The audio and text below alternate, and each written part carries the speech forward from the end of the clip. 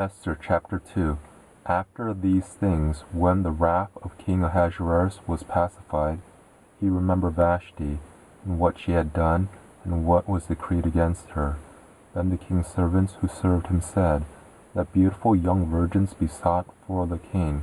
Let the king appoint officers in all the provinces of his kingdom, that they may gather together all the beautiful young virgins to the citadel of Susa, to the women's house, to the custody of Haggai, the king's eunuch, keeper of the women. Let cosmetics be given them, and let the maiden who pleases the king be queen instead of Vashti. The thing pleased the king, and he did so. There was a certain Jew in the citadel of Susa, whose name was Mordecai, the son of Jair, the son of Shimei, the son of Kish, a Benjamite, who had been carried away from Jerusalem with the captives, who had been carried away with Jeconiah, king of Judah, whom Nebuchadnezzar the king of Babylon had carried away. He brought up Hadassah, that is Esther, his uncle's daughter, for she had neither father nor mother.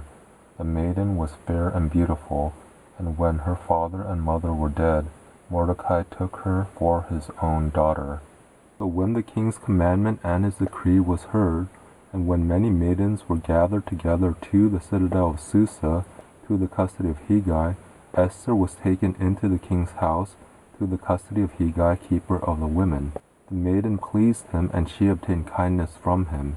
He quickly gave her cosmetics and her portions of food, and the 7 choice maidens who were to be given her out of the king's house.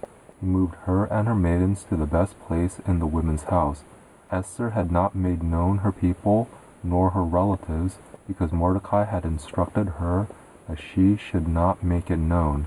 Mordecai walked every day in front of the court of the women's house to find out how Esther was doing and what would become of her.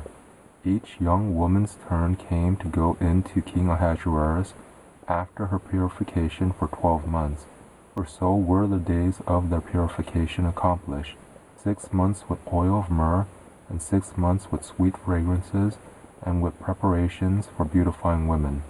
The young woman then came to the king like this. Whatever she desired was given her to go with her out of the women's house to the king's house. In the evening she went, and on the next day she returned into the second women's house, to the custody of Shaashgaz, the king's eunuch, who kept the concubines. She came in to the king no more, unless the king delighted in her, and she was called by name. Now when the turn of Esther, the daughter of Abihail, the uncle of Mordecai, who had taken her for his daughter, came to go into the king, she required nothing but what Haggai, the king's eunuch, the keeper of the women, advised. Esther obtained favor in the sight of all those who looked at her. So Esther was taken to King Ahasuerus into his royal house in the 10th month, which is the month Tebeth, in the 7th year of his reign.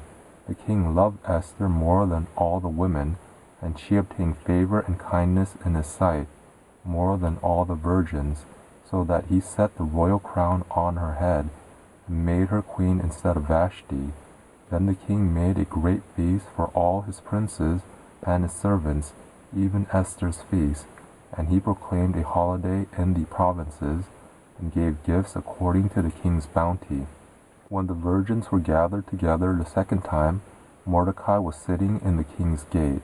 Esther had not yet made known her relatives nor her people, as Mordecai had commanded her, for Esther obeyed Mordecai, like she did when she was brought up by him. In those days, while Mordecai was sitting in the king's gate, 2 of the king's eunuchs, Bigthan and Teresh, who were doorkeepers, were angry and sought to lay hands on the king Ahasuerus. This thing became known to Mordecai, who informed Esther, the queen, and Esther informed the king in Mordecai's name. When this matter was investigated, and it was found to be so, they were both hanged on a tree, and it was written in the book of the Chronicles in the king's presence.